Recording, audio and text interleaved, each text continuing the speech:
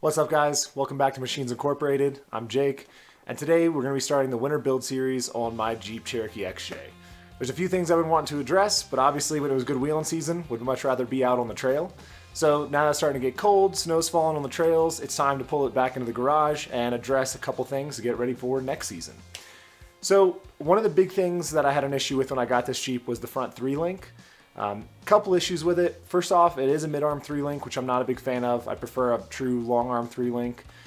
Second off, the flex joints that are on there, the shank off of them to the actual link itself is super small. So I mean, it's a lot smaller shank than most other links that, you know, Barnes 4-wheel drive or Rough Stuff or any of those would sell. So kind of concerned about those breaking. And then my largest concern with it is the geometry of it. It is terrible geometry. If you look at it, it's actually pretty easy to see that the links are wider where they attach to the frame side and narrower where they attach to the axle side. So that creates a lot of roll steer. Essentially, if you're on the highway, you get a big headwind that hits the side of your car and blows it to the side. It's actually going to steer into that headwind, which just makes it a lot worse. So wanted to go ahead and yank this off. I had originally had plans to build my own 3-link, but my good buddy Kerry is tearing apart his Jeep to do a 1-ton swap on it. And he pulled off this Iron Rock off-road 3-link kit that had minimal miles on it, gave it to me for a good deal, so couldn't pass that up. So we're going to be putting that on here. But before we get to that, I want to go ahead and do mid-frame stiffeners on the Jeep. So I already have the front ones when I tore apart the front end originally, put those on there. Now I want to do the mid ones, mostly because I want to have a solid base to weld on this new 3-link cross member onto the Jeep. You can make it bolt on, but I just prefer to weld it on. There's no chance of anything coming loose on the trail, getting out of alignment, and considering those links are obviously what's holding your axle in place and keeping it aligned properly, wouldn't want anything to shift and get out of whack. So got some frame stiffeners from Barnes 4-wheel drive. So these are the Barnes 4-wheel drive mid-frame stiffeners.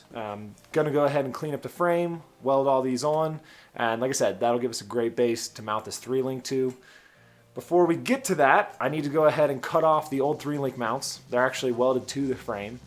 And then also got to clean up all the frame and paint it with some weld-through primer so we can weld on these frame stiffeners, which I am not excited for that job because welding on frame stiffeners on Jeeps absolutely sucks and is not fun to do. But I think this will be a fun series.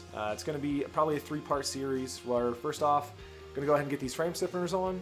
Second portion we'll be putting on that 3-link, getting everything adjusted properly and doing like a mild alignment on it. And then the last piece will be figuring out, I'm debating whether we're going to do both sides on the Jeep or just cut the rockers and weld some sliders into the body. So stay tuned to see what we decide on that. And let me know in the comments below if you guys would rather me see both sides on here or if you just want to see some, sliders welded into the body. But anyways, let's go ahead and jump into it and see how it turns out.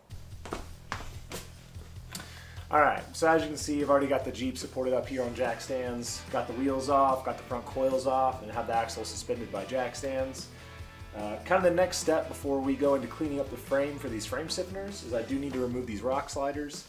These are kind of the cheap style that bolt to the pinch welds, and then they bolt down to the frame on the unibody as well. They've actually served decent. I've come and crashed into them a couple times.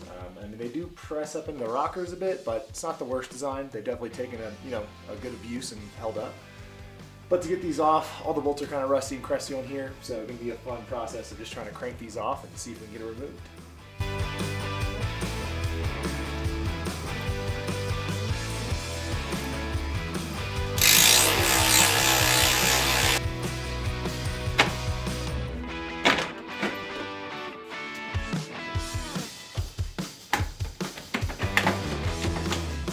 So I was wondering why this didn't want to pop off, and then I realized someone had put the most bird turd weld on here. I don't know why, but I'll show you guys. It's a real beaut. Yeah, right there. I don't know why, of all the places, they just decided that right there was an awesome place to start practicing their welding. But looks like we got to pop the grinder out.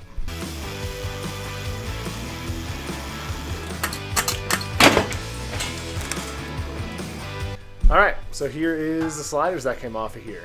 Like I said, this is kind of like the cheap style where it barely touches the frame, but it actually bolts through the pinch weld. You just drill a couple holes, mount these bolts, and they mount on that way.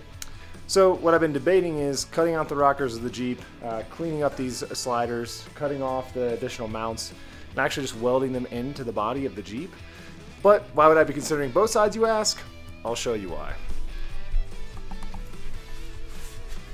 So these floorboards are completely gone. This is actually a license plate that I have in here to try to support the carpet a little bit.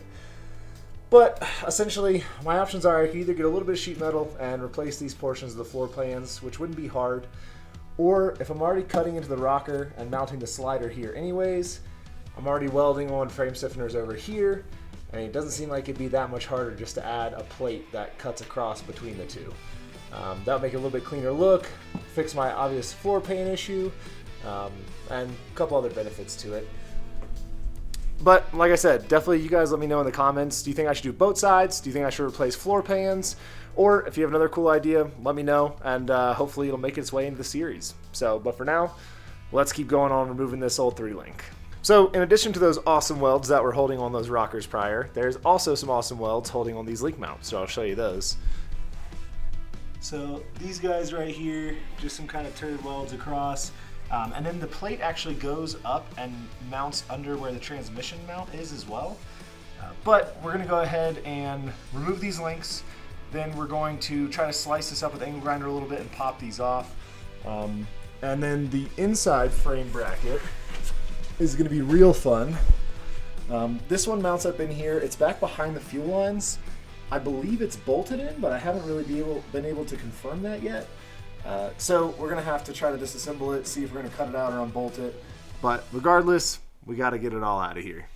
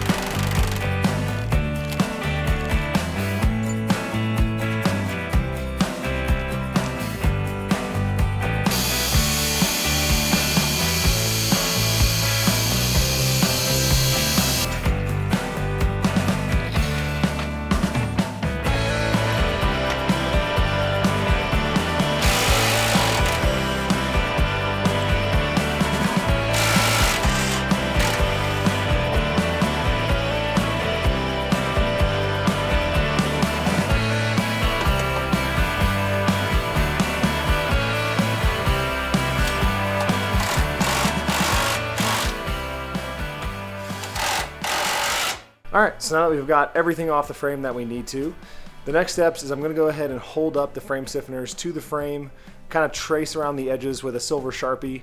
That just is going to give me a little bit of a guideline to show me where they're actually going to mount and how far I need to clean on those unibody frame rails. So after marking on the frame where I need to clean off, I did also notice there's an obstruction of where the frame plates go on, and that is from the bolts that actually hold the seat down to the body. So I've marked a small section on the frame plates that I'm going to cut out to go around those seat bolts, because obviously still want to have seats in here. So now we've got it all traced out where we want to clean the frame off. It comes to the part that I've been dreading the most, which is actually cleaning the frame. I've never had much luck kind of cleaning this undercoating off, so I got a couple different options we're going to try out. All of these are just on a 4.5-inch grinder, so I have the traditional flap disc. These normally get gummed up pretty bad whenever you're trying to do some undercoating, so this will be to kind of clean up some metal chips in the way, stuff like that. Got this fiber abrasive disc. Haven't really used these before. I have like on the die grinder for cleaning up small areas, but I'm hoping that's because I want us to clean up most of the undercoating on there. And then just kind of like a twisted wire brush on this guy.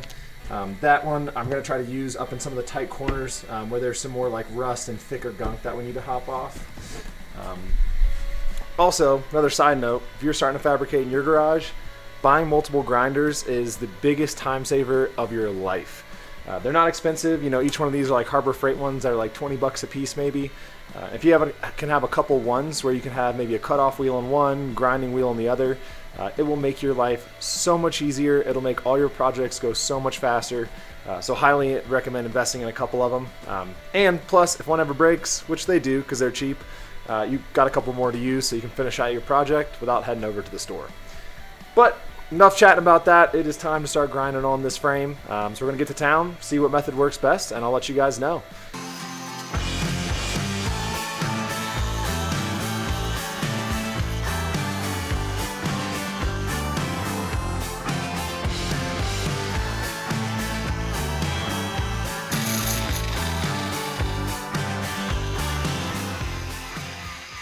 Alright, so all's been going pretty well. Got the frame totally cleaned up, except for a few small spots. But the big thing that I've run into now is removing the old upper link mount. So again, hate this 3-link, but the upper link mount went behind the fuel lines up against the inside of the frame rail. Used like 2 really large self-tapping bolts, and then someone put a few more of those bird turd welds on there. The problem is inside the frame rails is where a couple of those welds are, and I don't have any tooling that can get in there to cut it without just mangling the frame. The smallest thing I have is going to be a little cutoff disc on a die grinder, which got in there and I cut most of the weld, but once I started beating on it and prying on it, it ended up actually just starting to pull the frame out. Alright, well, a couple hours of trying to get it off turned into me just cutting half of it off in about 2 minutes, so easy enough, and I'm glad to be done with that. So next we're going to move on to final prep for paint, which I'm going to first go ahead and blow the frame rails out. There's a lot of just dirt and dust in there and want to get everything out. Then after I do that, clean the garage up a little bit, mask everything off underneath. I don't want to overspray of this weld through primer to get on the transfer case or anything like that. So just going to use a little bit of masking tape, and then thanks Corporate America for the 1,000 Black Friday flyers. I'll be able to use those and tape all along here and go ahead and get it sprayed. Let it sit overnight to dry, and then tomorrow start welding on the frame stiffeners. So since it's a little cold out here today, got the heater going to hopefully warm the garage up so we can get it at least warm enough to paint. Hopefully can at least get it to maybe like 50 degrees, 60 degrees, we'll see. Also got my paint over here, hanging out in front of a heater to make sure this is nice and warm as well, just a little space heater. Alright, so after running the heater in here for a while, and then also taking the heat gun to the frame rails, it's pretty warm in here, so let's see what it came out to be.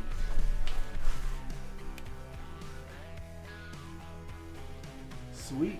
So we got it to about 50 or 60 degrees. Gonna go ahead and start spraying.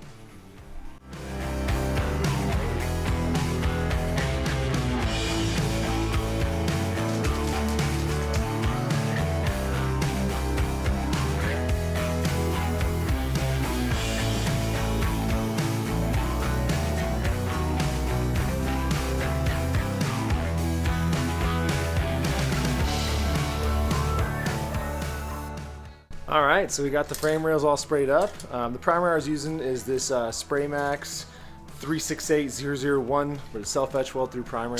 I've used this on a couple other projects and it's always turned out great. It welds through pretty nice, it lays down really nice, and also the tip that comes on there is really precise. So yeah, glad nice even coats on the frame rails. Gonna leave the heater running for a couple hours, let this dry overnight, and then tomorrow finally tack on the new frame stiffeners. So it's going to be overnight for me, but for you, it's going to be a brand new day just like this. So we're back. It's the next day, and it's time to start welding. So got my welding jacket on, went ahead and pulled off all the masking off the bottom of the Jeep, and we're going to go ahead and get those frame stiffeners up on there. But before we do that, I want to talk about a couple of overhead welding tips. Overhead welding can definitely be frustrating, but after you learn how to do it, it's not the worst thing in the world. But a couple of super basic things you want to start with. First off, the lead out, so the amount of wire you have sticking out from the tip of the gun, you want to be a lot shorter. That keeps the heat up closer to where you're welding and hopefully doesn't let that puddle droop and fall down. Second off, I normally like to keep the gun at more of a 90 degree versus like having it at an angle leading or following wherever you're welding. I feel like the 90 kind of pushes that wire up into the area where you want it a little bit more directly, and gas still flows fine. And then lastly, a lot of people normally want to turn their heat down when they're welding overhead. They feel like the high heat is making that puddle kind of, be too molten and drip down. But you actually want to keep the heat almost exactly the same as how you would if you were like bench welding. You might turn it down a hair, but realistically you want to keep it the same to keep that good penetration, and then that'll help it kind of settle out and create a good bead up there. Now, the last thing is, since we are doing these frame stiffeners, the frame stiffeners are like a 3/16 thick versus the unibody on the Jeep. I don't know how thick it is, but it's probably about half of that. So when we're welding these, we want to try to keep as much heat in that frame stiffener as we can, And then once we kind of get that puddle going, push that puddle over to the Jeep frame since it's a little bit thinner. Because if we build too much heat in that Jeep frame, it's then going to just melt through and will burn through on the weld.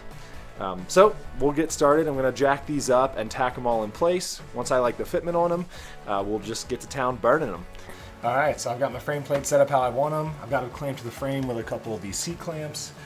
The rear one I got set up perfect. I'm going to go ahead and tack that one in, and then when I can pull these clamps off, I'll move to the front, position that one how I want it, and then tack that one on. So let's start tacking it on.